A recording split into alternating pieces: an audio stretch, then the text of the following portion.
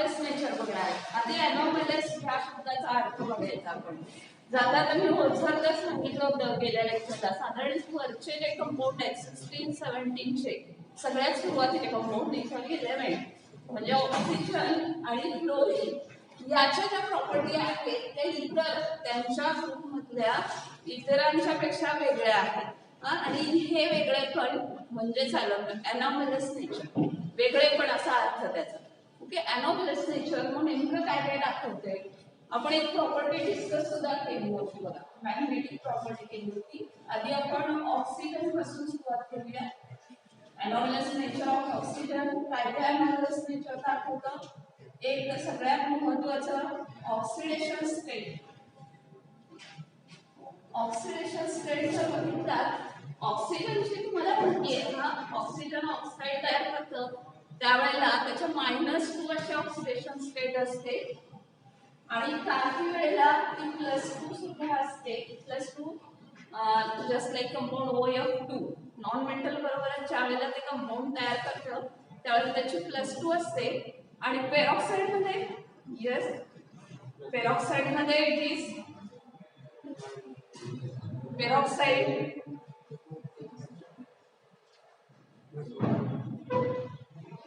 Peroxide मध्ये किती असते. Peroxide Na2O2 sodium peroxide, H2O2 hydrogen peroxide.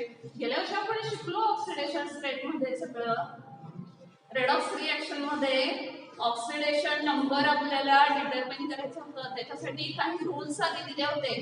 To assign oxidation number, त्या रूल मध्ये आपण ऑक्सिजनचा oxidation number always -2. In case of OF2 it is +2 and in case of peroxide it is -1.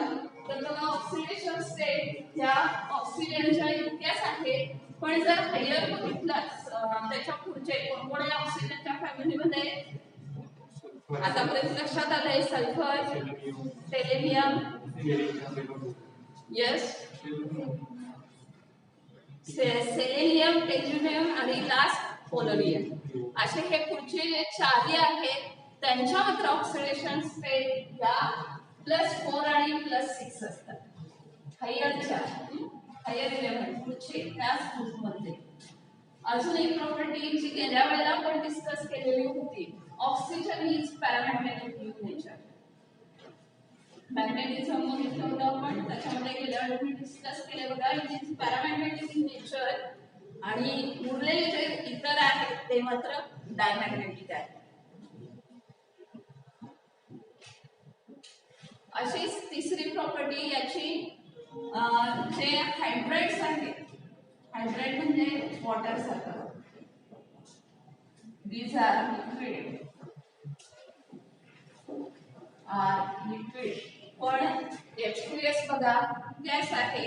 Okay, just like H2S he gas आहे, H2T gas आहे, H2PO hydride ते पण gases in nature. म्हणजे हायरच्या सगळ्या इलेव्हनचे जर तुम्ही हायड्राइड्स बघितला तर ते मात्र तुम्हाला काय दिसतात, गॅसेस दिसतात आणि हे मात्र तुम्हाला लिक्विड आहे हे लक्षात येते. मग याला नेमकं कारण काय असेल हे सगळं असण्यामागे, तर याला रिझन आहे.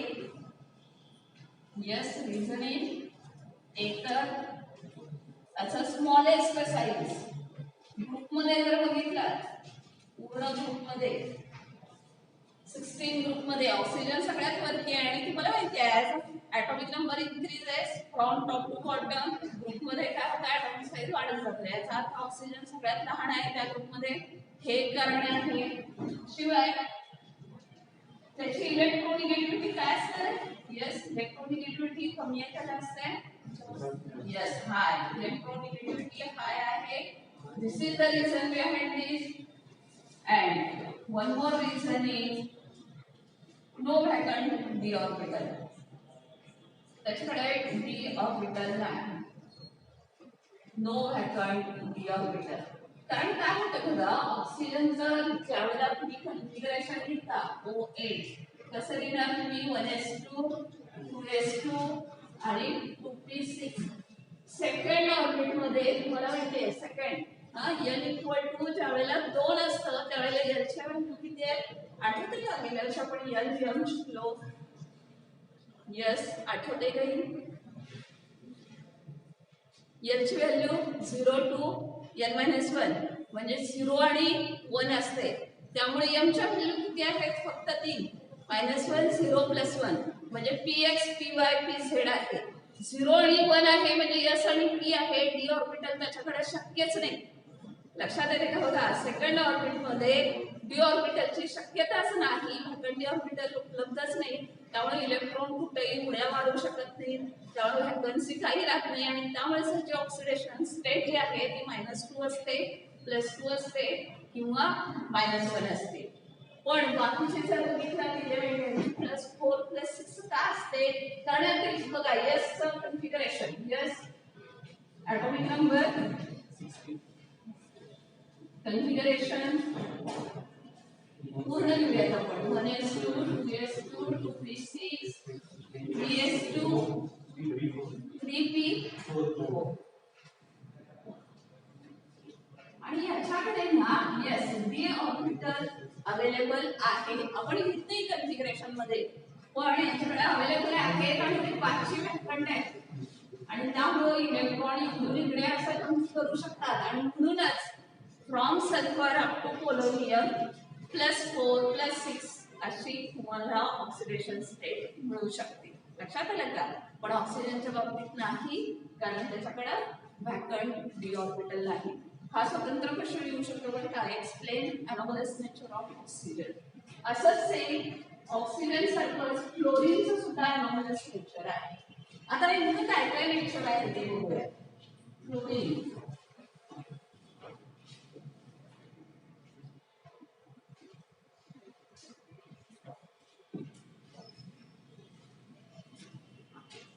फ्लोरीनचं अनोमलस नेचर एक तर सगळ्यात महत्त्वाच्या त्याच्या इलेक्ट्रोनिगेटिव्हिटी असेल किंवा ऍक्टिव्ह व्हॅल्यू असतील यस आयनायझेशन पोटेन्शियल काय असतं सगळ्यात जास्त असेल का कमी असेल आयोनायझेशन पोटेन्शियल कमी असते ना व्हेरी लो ऍक्टिव्ह व्हॅल्यू ज्या आहेत या लो असतात इलेक्ट्रॉन गेन खाली वगैरे ओके इलेक्ट्रोनिगेटिव्हिटी मात्र हायर असते त्या व्हॅल्यू हायर असतात आणि एमपी पीपी जर कंपॅरेटिव्हली जर तुम्ही स्टडी केला एमपी पीपी किंवा ॲटॉमिक रेडियस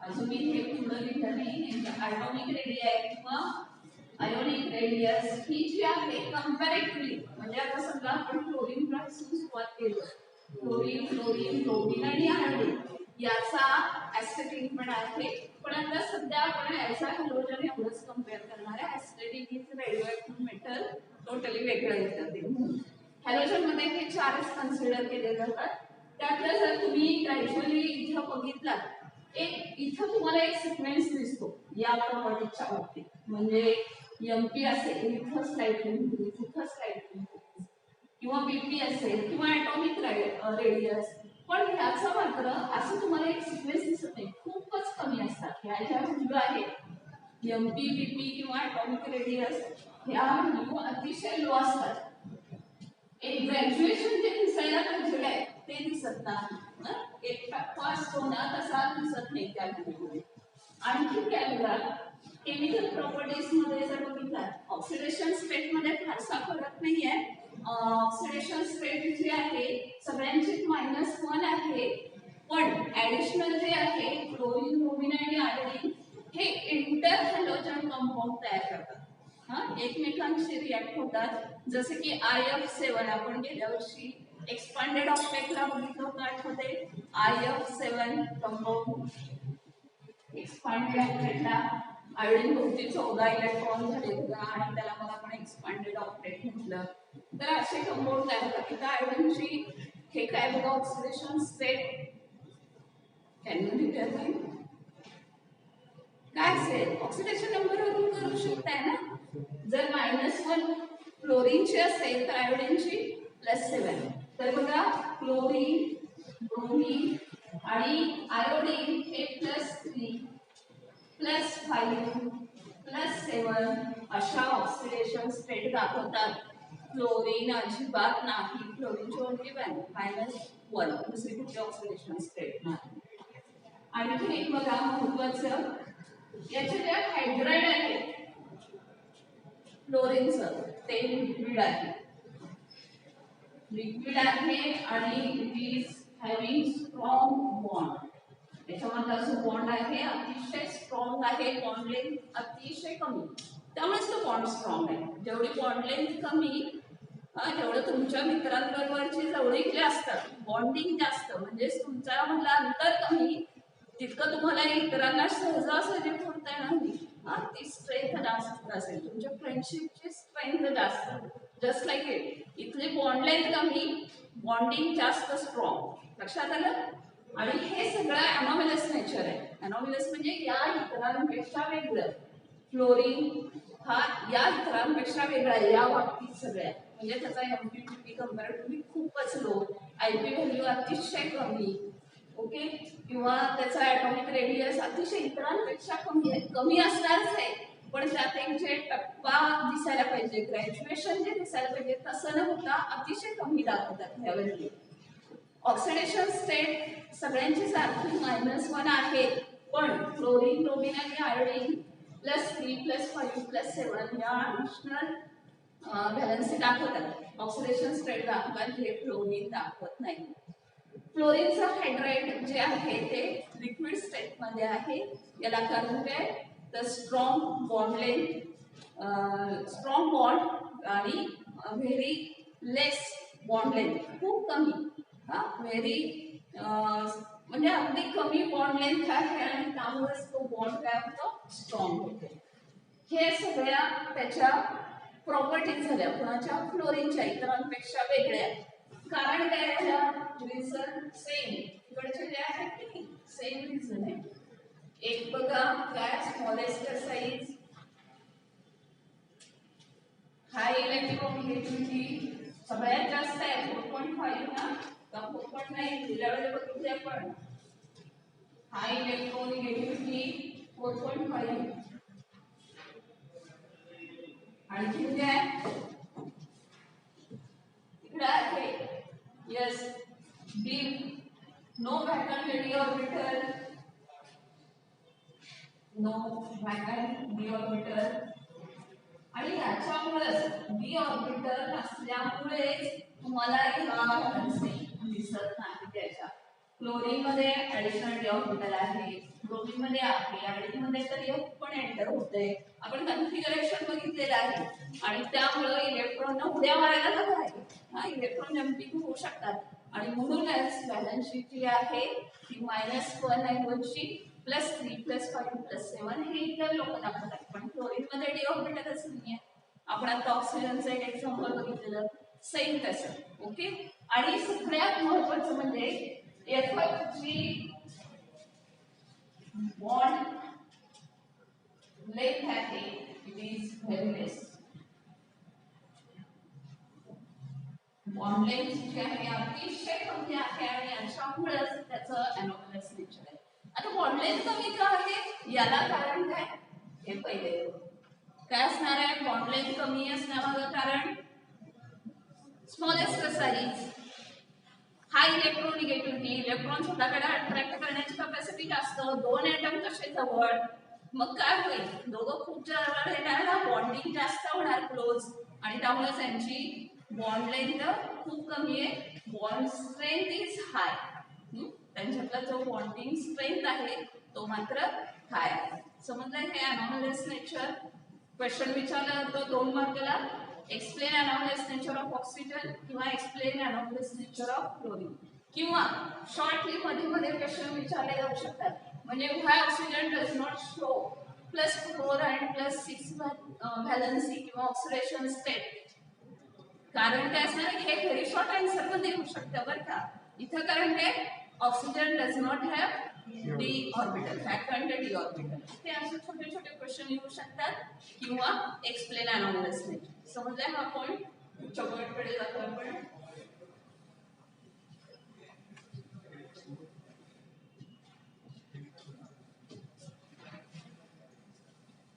नेक्स्ट आता आपण एक एक प्रॉपर्टी डिस्कस करणार आहोत. प्रॉपर्टीज बघणार आहे मी पण की परत एकदा ऑक्सिडेशन स्टेटस बघणार आहे. आता आपण 16, 17, 18 तिघांच्या डिस्कस करू. केमिकल प्रॉपर्टीज तिन्ही ग्रुपचा ड्रॉइंग बघणार आहे 16, 17, 18. पहिले डिस्कशन करतोय ऑक्सिडेशन स्टेट. तुम्ही सांगायचं आहे आता ऑक्सिडेशन स्टेट कारण बऱ्यापैकी मी अनोमलस नेचर सांगताना हे सांगितलेलं आहे. येस ऑक्सिडेशन स्टेट पहिल्यांदा दिलेलं आपण 16 ग्रुप 16 काय काय असेल ऑक्सिडेशन स्टेट फॉर ग्रुप 16. त्याचं कन्फिगरेशन काय आहे रे outermost configuration of group 16 element N NS2 N okay याच्यावरून तुमच्या काय लक्षात येतं बघा साधारण NP4 म्हणजे पीचं कन्फिगरेशन कसं असतं PX2 PY1 आणि P1 म्हणजे दोन व्हॅकन्सी शिल्लक आहेत त्याच्यावर आपल्याला लक्षात येते की त्याची +2 ही मेन असणार ऑक्सिडेशन स्टेट. थ्रोट ग्रुप बघितला तर मेन ऑक्सिडेशन स्टेट काय आहे +2 -2 सुद्धा दाखवतात ते सॉरी -2 साठी +2 पण दाखवतात -1 सुद्धा दाखवतात in case of peroxide example देते मी. ओके हे झालं ऑक्सिजनच्या बाबतीत आणि इतर सगळ्यांच्या बाबतीत. पण ऑक्सिजन सोडून इतर जसं जसं तुम्ही पुढे जाल तसं तसं तुम्हाला +4 आणि +6 ही दोन्ही सुद्धा ऑक्सिडेशन स्टेट तुम्हाला दिसतात. याचं कारण काय from sulphur entry of the 3d orbital आणि त्यामुळेच +4 आणि +6 दाखवतो. जसं जसं तुम्ही खाली जाल तसं तसं +6 चा स्टॅबिलिटी कमी होत जाते. +60 ग्रुपमध्ये म्हणजे from oxygen up to polonium जसं जसं पुढे जाल स्टॅबिलिटी +60 कमी होत जाते. ऑक्सिजनच्या बाबतीत +6 नाही.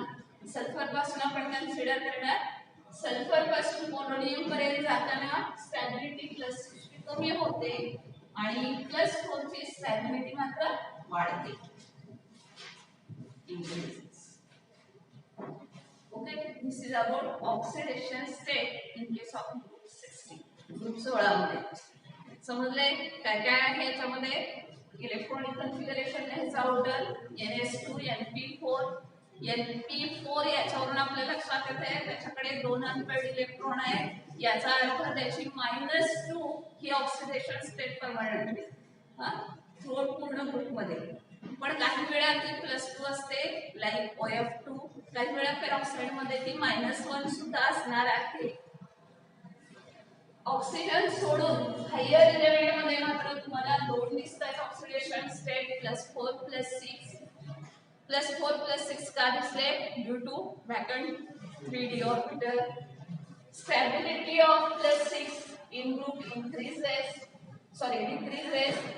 हायर वॅकन्सी व्हॅलेन्सीची आणि लोअरची म्हणजे +4 ची it goes on increasing from sulphur to polonium.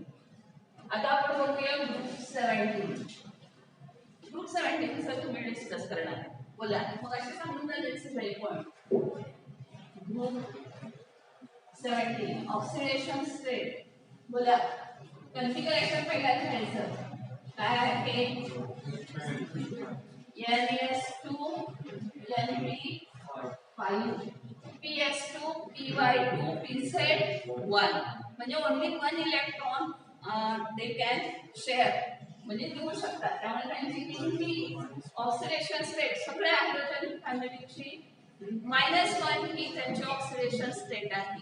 पण होते काय बघा क्लोरीन ब्रोमीन आणि आयोडीन यांच्या बाबतीत मात्र हायर असो ऍसिडिटीच्या बाबतीत from bromine onward 3d orbital enter होतात त्यांच्या ऑर्बिट्स मध्ये आणि त्यामुळे इथे आपल्याला +3 +5 आणि +7 अशा आपल्याला ऑक्सिडेशन स्टेट दिसतात याच्यावर हॅलोजन्सच्या बाबतीत.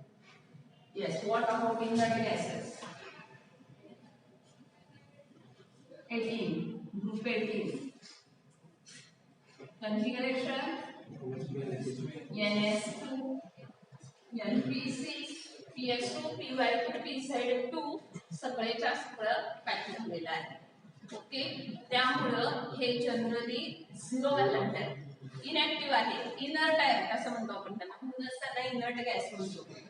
त्यामुळं यांचं जे आपण गॅस लिहिताना ऑक्सिजनला कसं लिहितो आपण नेहमी O2, हायड्रोजन H2, पण हेलियमला असं लिहिलं जाऊ आपण यस तर तीच नाही, हेलियम न्यूऑन या He2 लिहितो का नाही, असंच लिहितो ना, neon argon krypton xenon and radon. या पद्धतीने लिहितो. रेडॉनचा काय प्रश्न आहे, हे मेटलच आहे रेडिओ ऍक्टिव्ह, बट गॅसेसच्या बाबतीत जर बघितला तर हे सगळे मोनो ॲटॉमिक गॅसेस आहेत, म्हणजे ह्याची ॲटॉमिसिटी किती आहे 1. जनरली या गॅसेसची ॲटॉमिसिटी ही 1 आहे, म्हणजे मोनो ॲटॉमिक गॅसेस आहे आणि इनर्ट आहे, इनर्ट गॅसेस. पण याला सुद्धा आणि 1 आहे, कोण आहे झेनॉनच्या बाबतीत. बघा झेनॉन कुठे येते, helium neon argon krypton and xenon. झेनॉनच्या बाबतीत काय होते बघा, ह्याचा ॲटॉमिक साईज जर बघितला तर खूप हाय होतं आणि कंपॅरेटिव्हली इलेक्ट्रोनिगेटिव्हिटी जी आहे ती खूप कमी राहते, इलेक्ट्रोनिगेटिव्हिटी. आणि याच्यामुळंच याची व्हॅलन्सी जी आहे की तुम्हाला Xe2 असे कंपाऊंड मिळतात ना, झेनॉनचे डायक्लोराइड, टेट्राफ्लोराइड, हेक्सा, म्हणजे +2, +4 आणि +6 ही ऑक्सिडेशन स्टेट झेनॉनच्या बाबतीत दिसते, कारण कंपॅरेटिव्हली ह्याचा ॲटॉमिक साईज जास्त आहे, इलेक्ट्रोनिगेटिव्हिटी त्या मानाने खूप कमी असल्यामुळं it act like positive metal, positive सारखा, म्हणून ते हॅलोजन बरोबर रिॲक्ट होऊन HCF2, HCF4, HCF6 असे कंपाऊंड ते दाखवू शकतात. ऑक्सिजनच्या बाबतीत ना आणखी पॉईंट ॲटॉमिसिटीचा, त्यावरून लक्षात आला ऑक्सिजनचा ना ॲटॉमिसिटी ही थोड आहे. ॲटॉमिसिटी आपण गेल्या वेळेस स्टडी केले, कोणत्या टॉपिक मध्ये होते आठवते? यस, ॲटॉमिसिटी आठवते, शिकवलं असेल. पहिला टॉपिक होता बघा समवेसिक,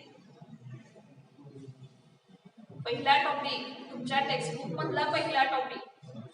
त्याच्यामध्ये ना आपण ज्यावेळेला गेल-लुसाक्स लॉ बघतो ना, कंबायनिंग व्हॉल्यूम, त्याच्यावरून मग ॲटॉमिसिटी डिटेक्ट झाली.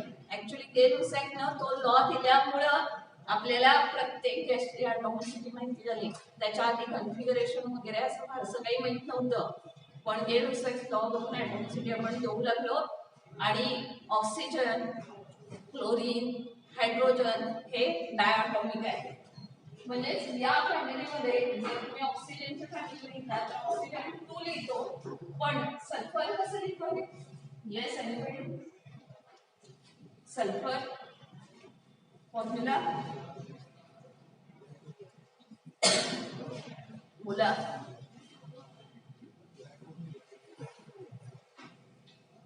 सल्फर यस 4 लिहितो, म्हणजे ॲटॉमिसिटी ऑक्सिजनची 2 आहे, पृथ्वी 4 आहे, हे सुद्धा एक ह्याचं वैशिष्ट्य आहे ग्रुप 16चं. समजले पॉइंट? तिने ग्रुप 16 +2 मेन +4 +6 2 दाखवतात. ग्रुप 17 -1 मेन, पण ब्रोमीनपासून पुढं +3 +5 +7. इनर्ट गॅसेस कसलीही त्यांना ऑक्सिडेशन स्टेट ऍक्च्युली नाही आहे, पण झेनॉनच्या बाबतीत काय होतं, ॲटॉमिक साईज खूप आहे आणि इलेक्ट्रोनिगेटिव्हिटी कमी असल्यामुळं झेनॉन मात्र +2, +4 आणि +6 अशा 3 ऑक्सिडेशन स्टेट दाखवतात. ओके, पुढचं बघूयात आपण रिॲक्शन विथ हायड्रोजन.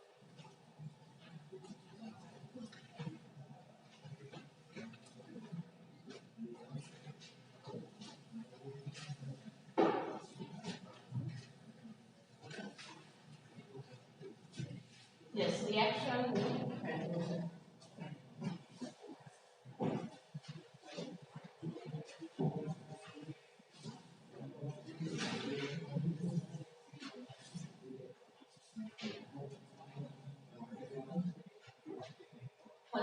एडिट करायला लावू नका व्हिडिओ.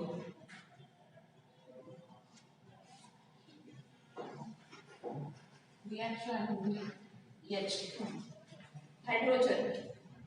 येस, या ग्रुप 16 बद्दल बघूयात आपण.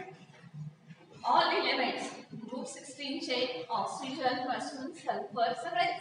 मग अशीच आपण हे सगळे हायड्राइड सुद्धा बघितले. H2O, H2S, H2SE, H2TE, H2PO असे कंपाऊंड तयार होतात हायड्राइड. फक्त होते काय माहिती, हे तयार झाले असले तरी फक्त त्यांची फिजिकल प्रॉपर्टी वेगवेगळ्या आहेत, एवढाच फरक आहे. येस, ऑल जे एलिमेंट आहेत ते रिॲक्ट होतात. React with hydrogen.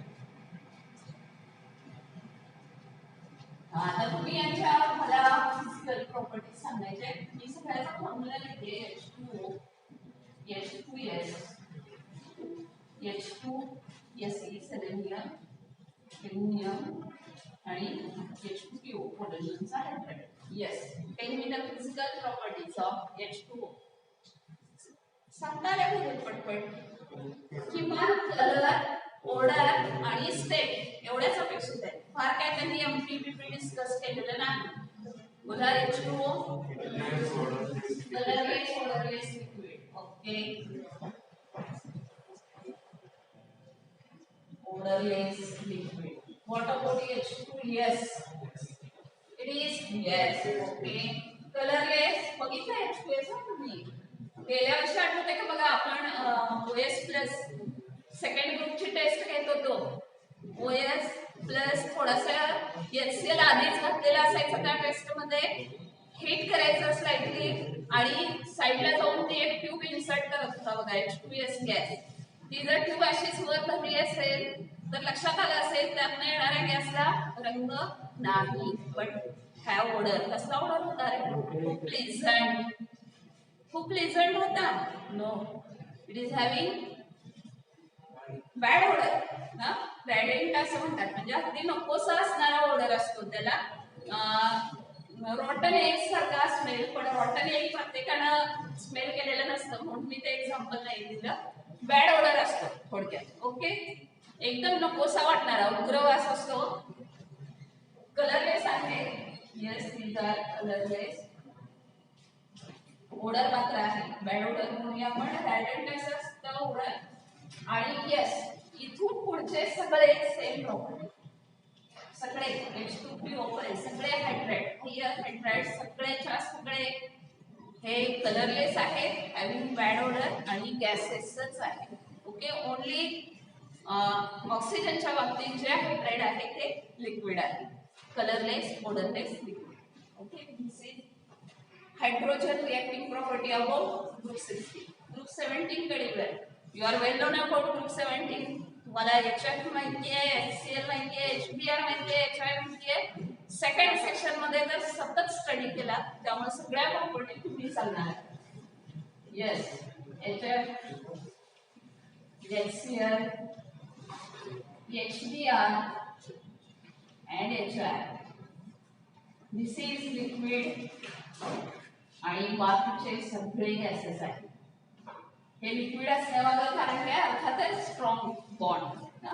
Bond length कमी, बॉन्ड स्ट्रेंथ हाय आणि त्यामुळे आणि हायड्रोजन बॉन्डिंग सगळ्यात महत्त्वाचं, स्ट्रॉंग हायड्रोजन बॉन्डिंग. याच्यात गेल्या वर्षी आपण स्ट्रक्चर काढलं होतं. याच्यात पहिल्या आपण जे शिकलो म्हणजे टाइप्स ऑफ इंटरॅक्शन, त्याच्यामध्ये चौथा टाइप हायड्रोजन बॉन्डिंगचा, त्यात आपण HFचं स्ट्रक्चर बघितलं होतं. हायड्रोजन बॉन्डिंग आहे त्यामुळे सुद्धा हे लिक्विड आहे. बाकी सगळे gases. Yes, what about acidic property? Compare करा. सगळ्यात हायली ऍसिडिक कोण आहे यांच्यामध्ये?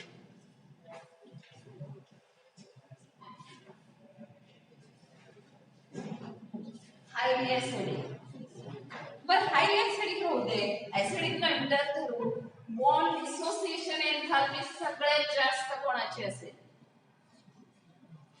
या चौघांमध्ये बॉन्ड डिसोसिएशन एन्थाल्पी कुणाची जास्त असेल?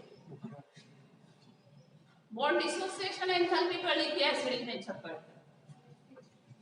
HF. yes. Why? Because again the reason same. फ्लोरीनचा आकार लहान आहे, त्यामुळं याच्या बॉन्ड स्ट्रॉंग झाला, मग तो सहजासहजी ब्रेक होईल का? नाही, तो ब्रेक व्हायला एनर्जी जास्त लागली, याच्यापेक्षा कमी HCl ला लागली, याच्यापेक्षा कमी HBr ला, सगळ्यात कमी HI. मग याच्यावरून तुम्ही सांगू शकता हु इज मोस्टली ऍसिडिक. ऍसिडिक कोण असतं? ज्याच्याकडून आपल्याला H+ मिळेल. लक्षात येतं? स्ट्रॉंग ऍसिडिक म्हणजे स्ट्रॉंग ऍसिडिक नव्हे, स्ट्रॉंगली ऍसिडिक म्हणजे स्ट्रॉंग ऍसिड नव्हे. स्ट्रॉंग याचा अर्थ म्हणजे बॉन्ड लेंथ वरून नव्हे. ऍसिड स्ट्रॉंग कशावरून ठरणार आहे? ज्याच्याकडून आपल्याला H+ इझिली मिळेल. कुणाकडून मिळू शकतो H+? Yes, HI. का? कारण त्याची एन्थॅल्पी खूप कमी आहे, ती इझिली त्याला ब्रेक करू शकता. Okay, and therefore HF is, हे बघा, हे लिहूया आपण इथं, बॉन्ड डिसोसिएशन एन्थॅल्पी त्याबद्दल आहे ऑर्डर. आणि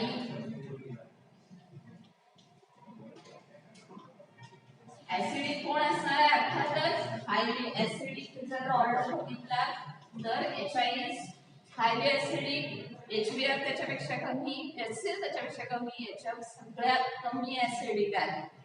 ओके, असंच रिड्युसिंग प्रॉपर्टी मला या टॉपिक मध्ये नाही एक्सप्लेन केलेलं, पण तुम्ही सेकंड त्यावेळेला सेक्शन सेकंड बघता, तिथं तुम्हाला हॅलाइड्स बरोबर रिएक्शन आहेत बघा यांच्या, तिथं तुम्हाला एक्सप्लेन करावं लागतं हे.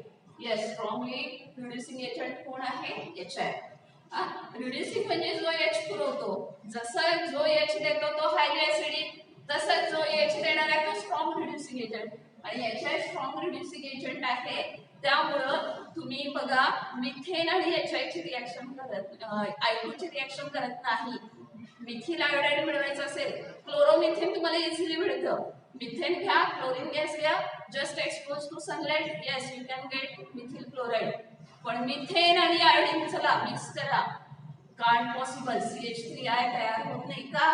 कारण साइड प्रोडक्ट काय तयार होत झाला? HI अगेन रिड्युसिंग एजंट, परत आहे ते प्रोडक्ट मिळतात, म्हणून ती रिएक्शन पॉसिबल नाही. हे रिझन आहे. ओके, हे समजलं, ऑर्डर समजली. हायली ऍसिडिक कोण? HI.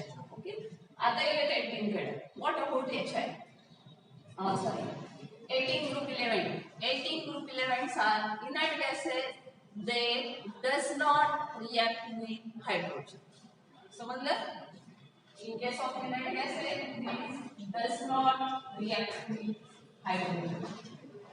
ज्या वेळेला कंपॅरिझन विचारतील, ही प्रॉपर्टी 3 मार्काला कंपॅरिझन विचारू शकतात. 16, 17, 18 ग्रुप एक्सप्लेन करा. Chemical property, reaction with hydrogen, ही तिन्हीला ज्यावेळेला एक्सप्लेन करायला विचारलं जातं, 1 मार्क 16, 1 मार्क 17, 1 मार्क 18 ला राखीव असतो. तिथं डज नॉट रिॲक्ट हा शब्द अतिशय महत्त्वाचा आहे. बऱ्याचदा काय होतं, कंपॅरिझनच्या भागात तुम्ही फक्त हे 2 लिहिता, 18चं कशाला लिहायचं असं म्हणता, पण 1 मार्क त्या 18 ला राखीव असतो, त्यामुळे does not react with hydrogen अतिशय महत्त्वाचं आहे. ओके, समजले?